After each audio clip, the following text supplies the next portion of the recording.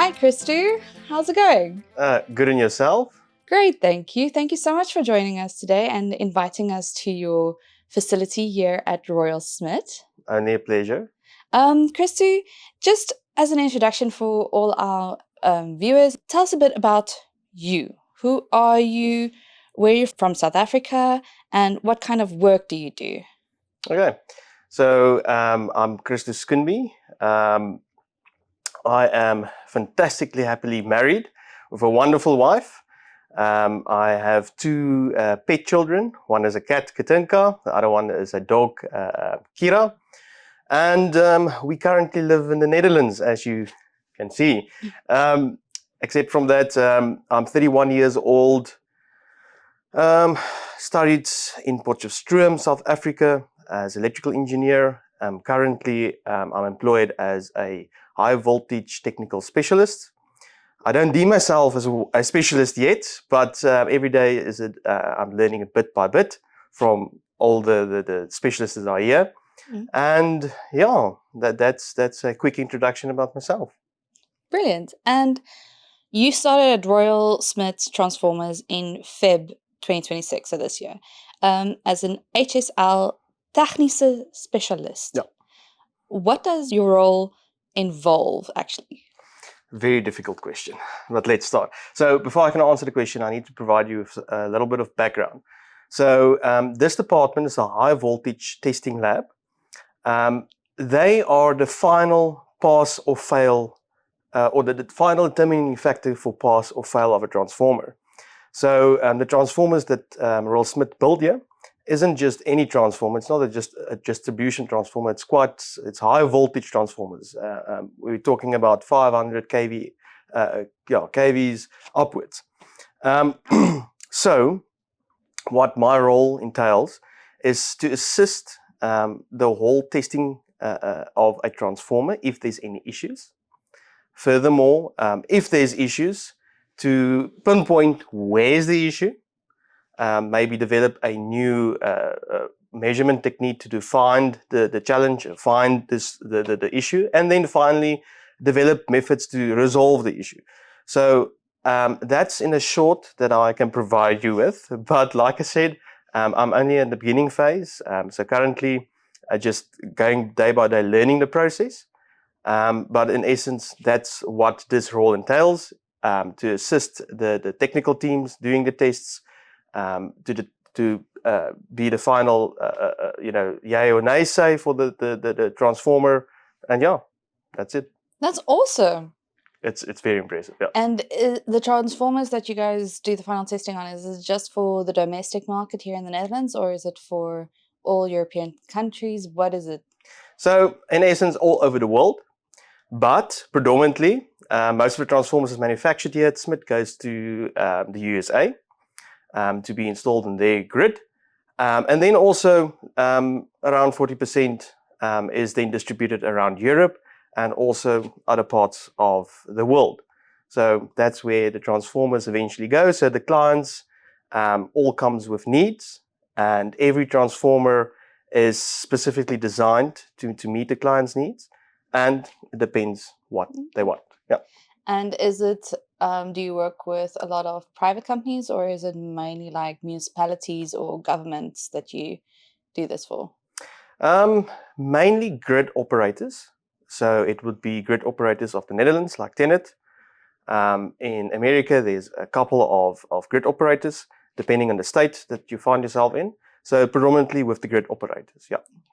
And this is now not part of the questions that we prep, but like, I know that the Netherlands has an issue at the moment with being able to carry all the electricity on all the lines and stuff. Do you feel that there is a pickup in the need for a bunch of transformers here locally as well? And not just locally here, but all over the world. So you hit the nail on the head by saying that, especially during the energy transition, the more we go to renewable energy sources, the more integration is required. And you cannot just take a windmill and plug it into the existing network. You need components in between. And one of those critical components is a transformer. Okay. And that's where it comes in. So with the world moving in a direction of net zero, renewable energy sources, the demand for transformers is quite high at this stage, to an extent that we, Royal SMIT, are fully booked until 2031. So if you order a transformer today, you're going to wait a couple of years before you will be able to get your transformer. So yeah, that gives you a glance. Yeah, but at least you'll know you can trust the quality. Definitely, no doubt. What made you start looking at opportunities abroad? Fantastic question. So let's start. So our journey, and I speak specifically about our journey, it's my wife and I, with regards to exploring opportunities in the Netherlands, started last year around February. So what happened is that my previous employer encountered some financial hardships, the same with my wife's employer, and layoffs was on the table. So as a result, we then sat together and thought what would be our best options. Naturally, we would have liked to look locally. Unfortunately, we couldn't get any opportunities that suits our needs. Specifically, we went with regards to job security. That was a big need for us. And also, apart from that, it was one of my dreams to explore the Netherlands, for example. And my wife and I sat together and we decided, well, why don't we just, try to make our dream a reality by looking for opportunities abroad, specifically in the Netherlands. And that's how it started. Was it a smooth sailing process? Definitely not. It took us around between, let's say, 4 to 6 months to finally get a opportunity, an offer. And yeah, so I hope that provides you with some information as to why. And why specifically the Netherlands? You mentioned that, but I don't understand why the Netherlands. Though. Okay. First of all, number one, coming back to the energy transition, in my field, electrical engineering, it is the best place to be, without a doubt. I'm open to arguments or counter arguments, but without a doubt, if you see the technology that's available in the Netherlands, I've worked with a couple of suppliers in South Africa, including ABB, Hitachi, you name it. And it was always a barrier, international barrier, getting equipment in South Africa, getting the right technology which you want. Here, it's not the case. Here, you have a merit to choose from. I've been in a couple of months that I've been here, been exposed to technology that I've never seen before, which is wonderful. Nothing new, the principle stays the same, but it's just so much better to work with. And that was definitely one of the biggest determining factors, is that, my excitement lies into solving problems naturally, and being also exposed to world-renowned technology is just an added bonus. And that's why the Netherlands. And so your decision to come here was mostly driven by the prospect of working with international companies, brands, technologies, etc. But was there a personal driven reason as well for choosing the Netherlands or choosing to go abroad as well? Yeah, there was. So first of all, job security. Our previous employers lays off. And secondly, it was part of our dream to explore the Netherlands, to see the Netherlands, to experience the culture specifically, and also experience the similarities between the South African culture and the Dutch culture. There's also a lot of differences, obviously, but the similarities it's quite fruitful. Yeah.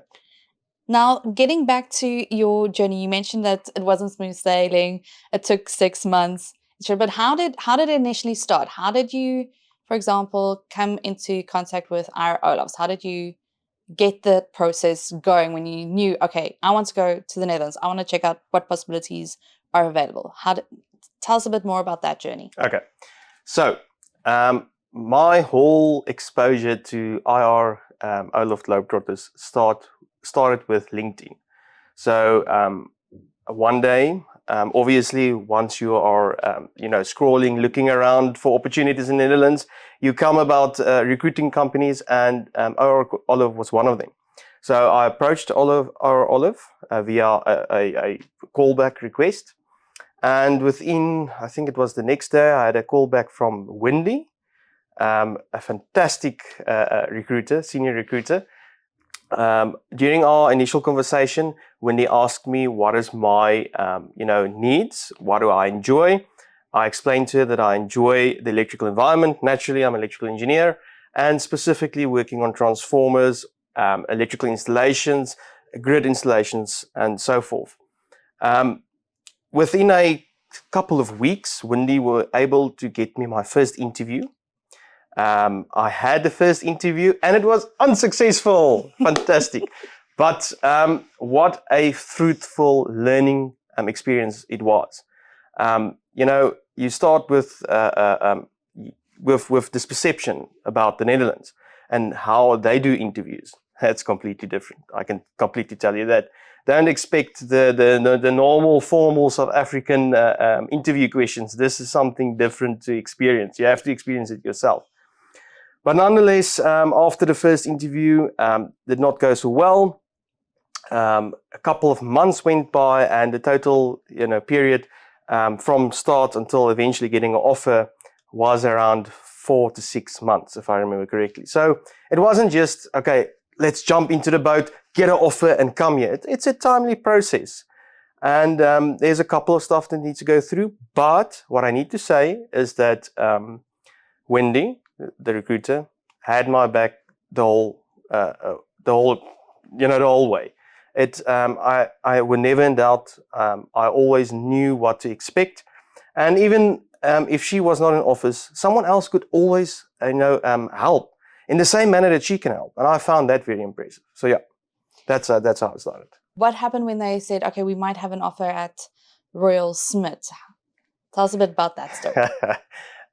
It's not as simple. So I was busy shopping, and then Wendy phoned me and said, hey, I have a fantastic opportunity for you at Royal SMIT.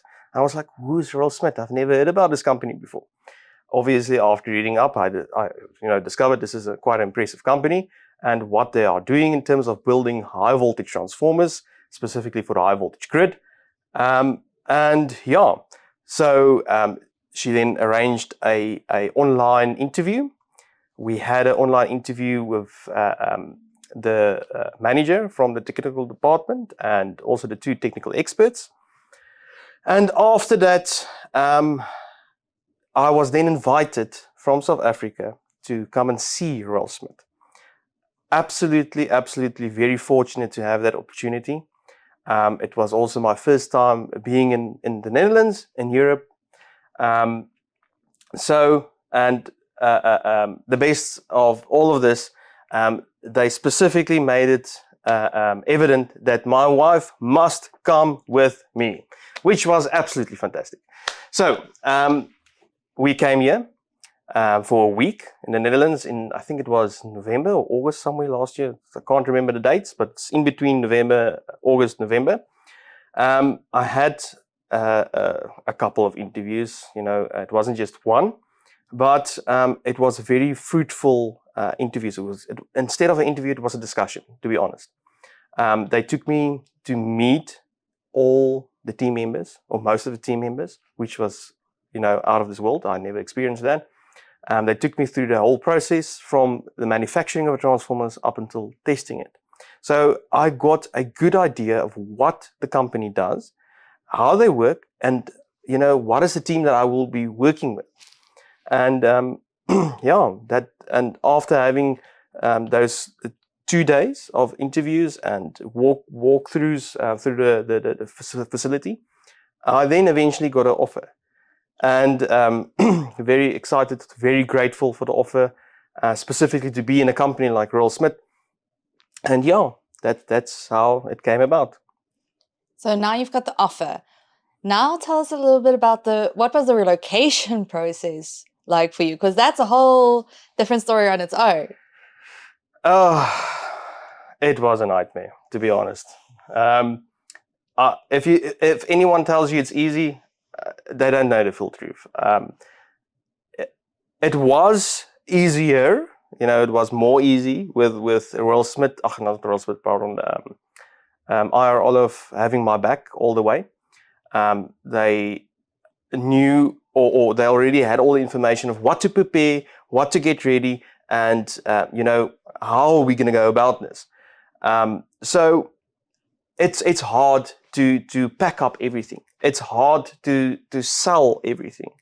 It's not just a couple of bags that you are taking. It's quite a lot for us in our situation. But even, let's say, 5 bags, it's not what you had. You lost all of that, but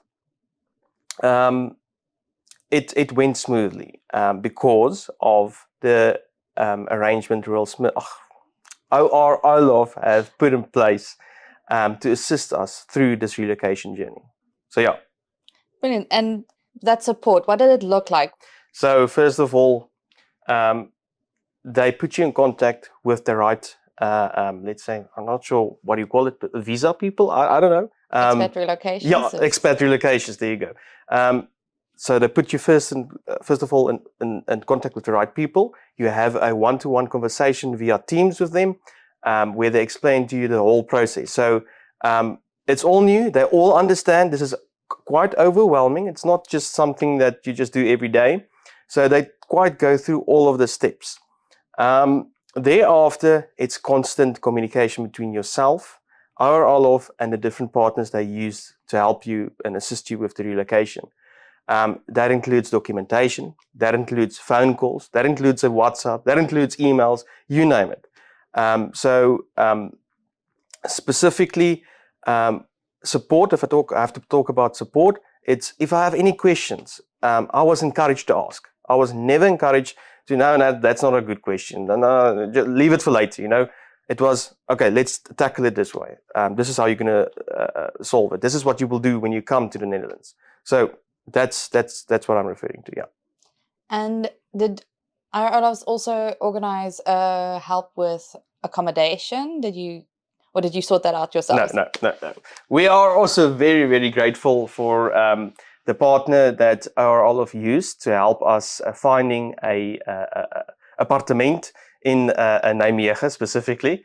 We all know there is a challenge with housing in the Netherlands, so it's not an easy task to get a proper, you're not going to get a house like in South Africa in the Netherlands. You need to prepare yourself for that immediately. But the partners that helped us, I can remember her name was Carlijn. Absolutely fantastic job that she did.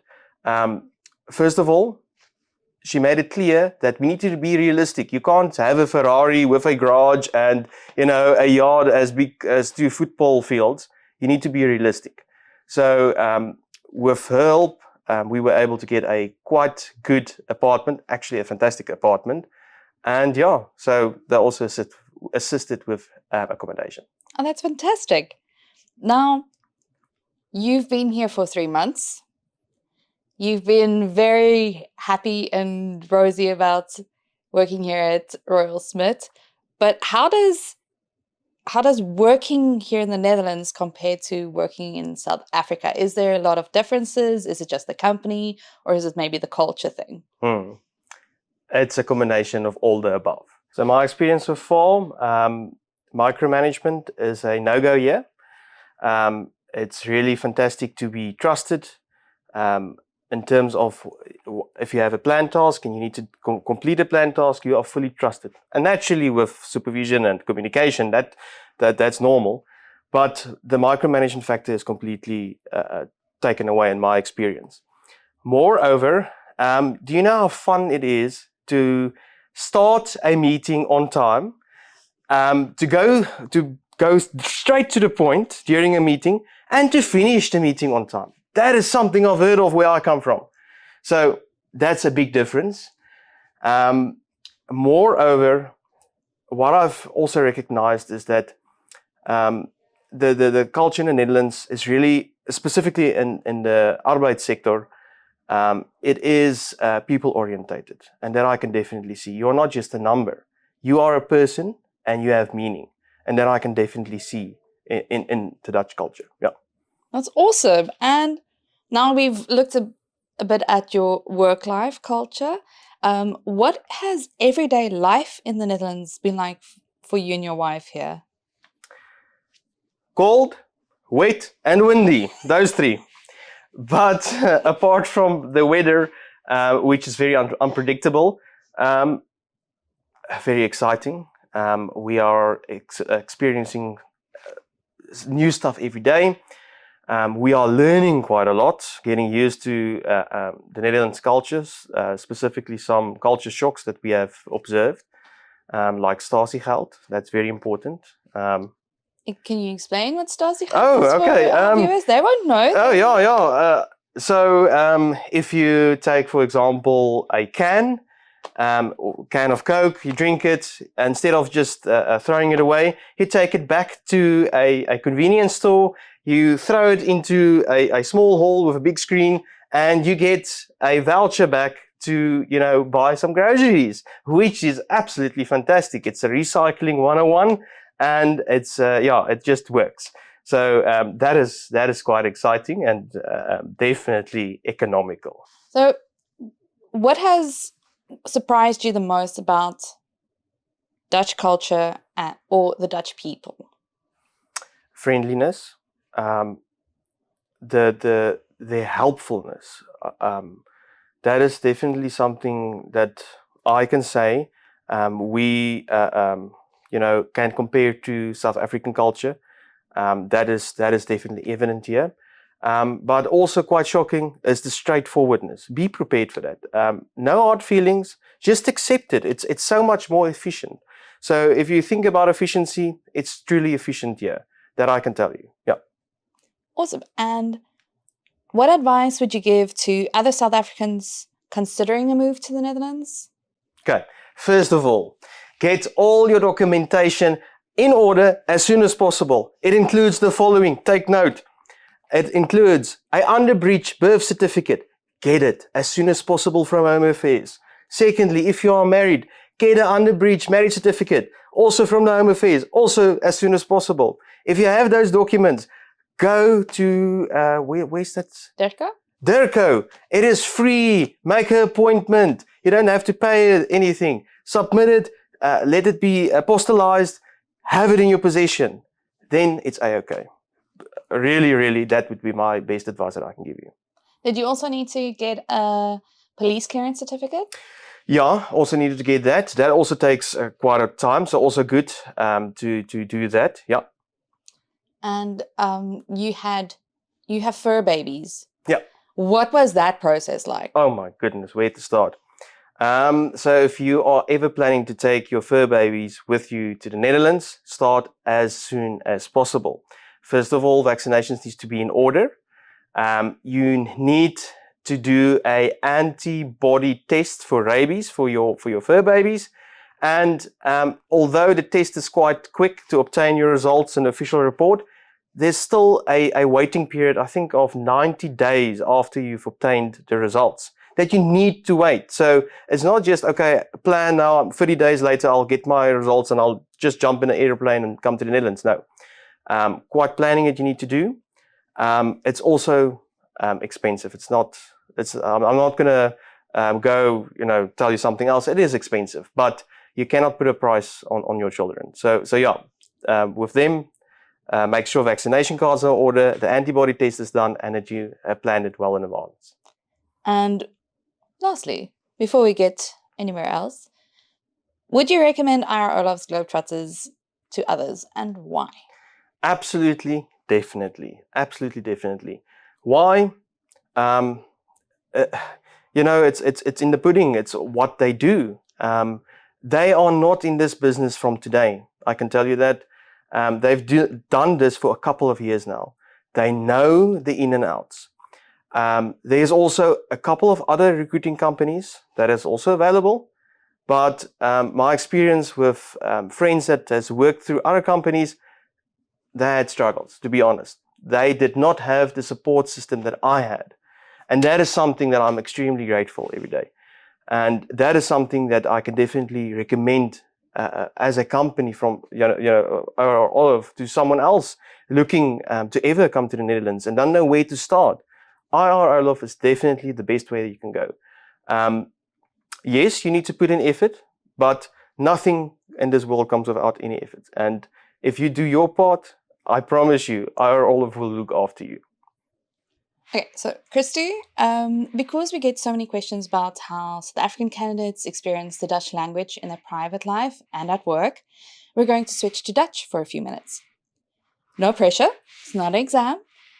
We just want to hear how you can communicate in Dutch and what the learning journey has been like. Okay. Christo, kan je jezelf kort voorstellen in het Nederlands? Zeker. Ek ben Christo Schoonbee. Ek ben 31 jaar oud en ben getrouwd met een fantastische en moeilijke vrouw. We hebben 2 viervoetige kinderen. Een is een kat en een is een hond. Katinka en Kira. We woont nou in Nederland, Nijmegen natuurlijk. En ek werk by Royal SMIT Transformers as 'n hoogspannings tegniese spesialis. Ja. Net top. En hoe lang ben je al bezig met Nederlands leren? Byna 4 maande, tussen 4 en 5 maande. Een keer 'n week in les. So ja, so byna 4 maande.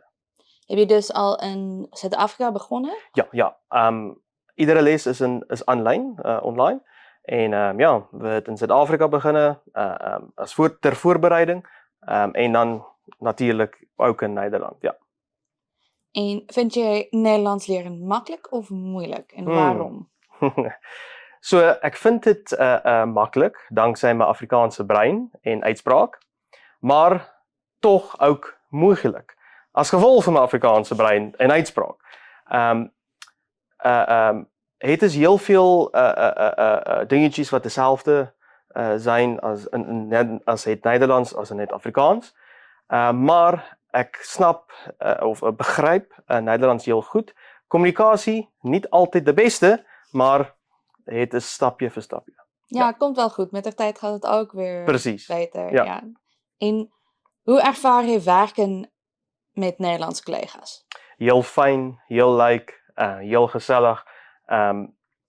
Mijn collega's het heel veel kennis, ervaring en ek vind dit heel veel interessant en bijzonders om in deze moment samen met al deze collega's te kan werken. En ja, so ek vind dit heel leuk.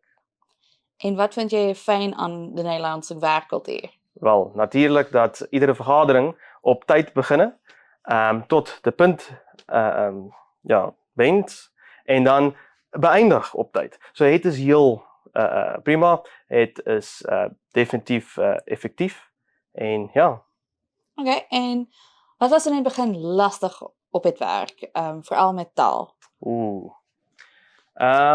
Weer eens, mijn Afrikaanse brein en uitspraak maak mijn communicatie of de manier hoe ek spraak heel lastig wanneer het kom by sekere woorde. Soos byvoorbeeld ek gebruik of ek sê boom in plaas van boom. So het is toch verskille, maar ook niet te groot. Het was toch lastig veral in die begin, veral omdat ek Nederlands goed kan begryp, maar niet terug kon spreken. Ja. Antwoord op geven, ja. Ja. En qua leven hier, wat vond je het grootste verschil tussen Zuid-Afrika en Nederland? Definitief het weer. De wind, de regen en de koue. So het is definitief niet dezelfde als in Zuid-Afrika. In Zuid-Afrika het is heel warm en minder regen. Maar anders, het is toch de grootste verschil. En, hoe kan ik die zo zeggen? Hier mag niet, of hier is misschien niet bergen, maar de Nederlandse wind maakt zeker dat je de bergen voelt. Ja. Maar jullie zijn aangekomen in februari, dus het eind van het winter. Precies. Lente is ook nog best wel fris. Maar misschien gaat dat meningverschil in de zomer. Want de zomer kan echt warm worden. Oké. Hopelijk, ja. Wat vind je leuk aan wonen in Nederland? Wel, eerstens de parken. Parken in Nederland, het is prachtig. Je weet, we niet altijd de geleentheid gehebbe om te gaan wandelen met ons hondjie en met my vroue. So we vind die parke heel fyn, pragtig, die omgewing skoon. Jy weet, is heel veel dinge wat net ek weet nie, besonders zijn. So ja, vir my, vir nu, definitief die parke. En wat mis je het meest van Suid-Afrika? Natuurlijk onze familie. Maar het voordeel van de 21ste eeuw is de gebruik van video gesprekke en het maak het toch makkelijk om dan met familie te kan praten. Ja. En wat is typisch Nederlands vir jou? Oh, typisch Nederlands. Friets, jongens. Definitief friets. My vrou veral kan niet genoeg friets krijgen. En we het onlangs frietje waterfiets ontdek. So heel bijzonders, heel anders. Het is niet dezelfde slapchips in Zuid-Afrika. Maar heel lekker. Tweedens, de nationale kleur, oranje. Natuurlijk, je ziet het op iedere plaats. En ja, de wind. En het weer is zo onvoorspelbaar. So ja, het is dit. En wat is jouw favoriete Nederlandse woord tot nu? Het is heel veel, maar mijn favorite een is definitief een niet-machine. Weet je misschien wat is een niet-machine? Nee. Het is een stapler. Dat is best wel grappig. Ja, nee. Maar zijn er misschien Afrikaanse woorden dat jij aan Nederlandse collega's had geleerd? Kan je misschien herhalen? Zoals Nederlanders vinden onze woord voor een lift in het Afrikaans heel grappig. Oh ja. Zoals ijsbak in Afrikaans. Ja, precies. Ja. Het is toch voorbeelden wat het gebeurt, maar ik kan niet nu onthouden. Ja. Dat is goed. Welk Nederlands woord vind je moeilijk om uit te spreken? Doorvoerders. So doorvoerders is op de traafoor, as jy kan sien, het is de bushing van de transformer. Afrikaans deurvoerders, Nederlands doorvoerders. So het was heel lastig in het begin en om heel lastig te snap wat bedoel hun eintlik. Ja. En heb je al een grappige Nederlandse uitdrukking geleerd? Heel veel, maar niet gepast voor deze gesprek. En wat zou je tegen Nederlandse werkgevers willen zeggen over Zuid-Afrikaanse kandidaten? Okay. We is heel veel bereid om hard te werken. We zijn plichtgetrouwd. We zijn niet bang om nieuwe taken op te pakken en te leren hoe om de problemen op te lossen. Maar wat jullie moet wel van nota nemen is dat Zuid-Afrikaners houdt niet van barbecue, maar wel veel van braai. En het is toch een verschil. Je kan graag gaan googlen. En het is het. Thank you so much, Christo. We really appreciate your time and for answering all our strange questions. And yeah, we wish you a wonderful day. It was a big pleasure. Thank you.